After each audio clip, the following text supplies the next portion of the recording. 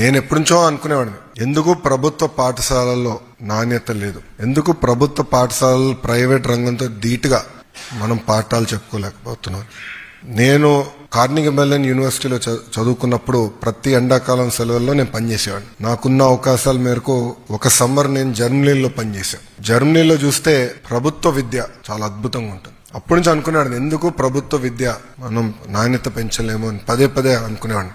ప్రత్యేకంగా ఈసారి అవకాశం వచ్చినప్పుడు గౌరవ ముఖ్యమంత్రి గారు నన్ను అడిగారు, గతంలో వేరే శాఖ చేసావు, అది పవన్ అన్న కోరుతున్నారు, మీరు ఏ శాఖ చేయాలనుకుంటున్నారంటే నేను చెప్పాను, విద్యాశాఖ నాకు ఇవ్వండి సార్, ఒక కమిట్మెంట్ తో చేయాలనుకుంటున్నాను. అప్పుడే నన్ను అడిగారు, కఠినమైన శాఖ, యూనియన్స్ ఉంటాయి, నువ్వు చేయగలుగుతావా అని. అందుకే అడుగుతున్నాను సార్. ఇది మీ అందరికి ఎందుకు చెప్తున్నానంటే, all of us have to choose a road less travel.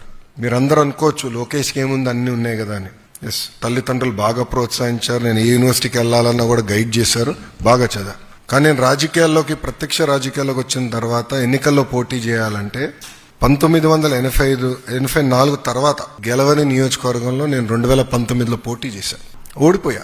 ఒకరోజు బాధ కలిగింది, రెండో రోజు నుంచి ఆ బాధ, ఆవేదన నాలో కసి పెంచింది. ఇక్కడనే మళ్ళీ పోటీ చేయాలి, గెలవాలని కసితో రెండో రోజు నుంచి పనిచేశా. 5 years కష్టపడ్డా. ఆంధ్ర రాష్ట్ర చరిత్రలో ఎప్పుడు రాని విధంగా టాప్ 3 మెజారిటీస్ లో నియోజకవర్గం వచ్చింది.